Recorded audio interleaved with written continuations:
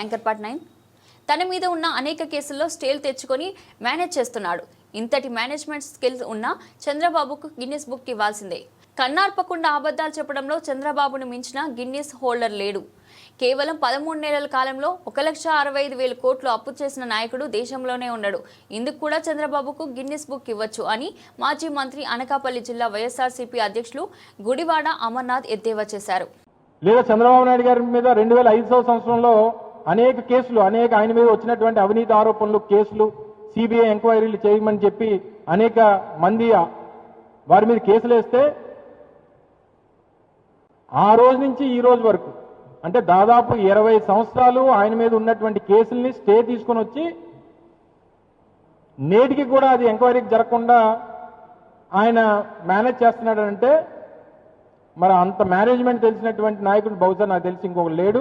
దానికి చంద్రబాబు నాయుడు గారు Guinness book ఇవ్వాలి.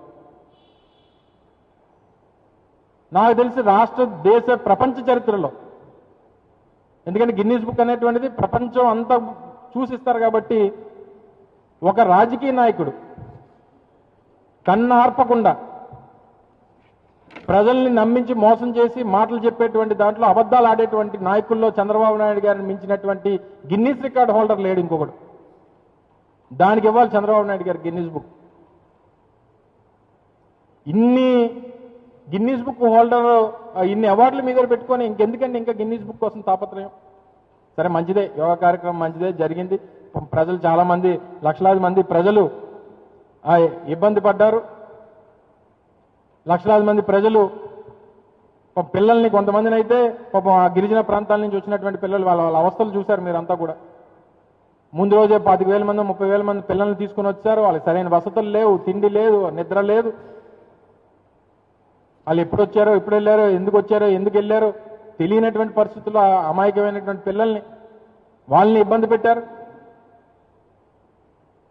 సో ఇంతమందిని ఇబ్బంది పెట్టి మీరు సాధించింది ఏంటంటే మీ గిన్నిస్ బుక్, మీకు పబ్లిసిటీ, మీ మార్కెటింగ్. అది మీకు ఇంకో గిన్నిస్ బుక్ ఇవ్వాలి. ఇంత తక్కువ కాలంలో ఒక ముఖ్యమంత్రిగా ఈ 13 నెలల కాలంలో 1,65,000 కోట్ల రూపాయలు అప్పు చేసినటువంటి నాయకుడు బహుశా నాకు తెలిసి ఇంకొక నాయకుడు లేడు. అతి తక్కువ సమయంలో ఎంత అప్పు చేసినటువంటి నాయకుడు ఏ దేశంలో ఏ రాష్ట్రంలో నాకు తెలిసి బహుశా ఉండడు. దానికి ఇవ్వాలి చంద్రబాబు నాయుడు గారు గిన్నిస్ బుక్.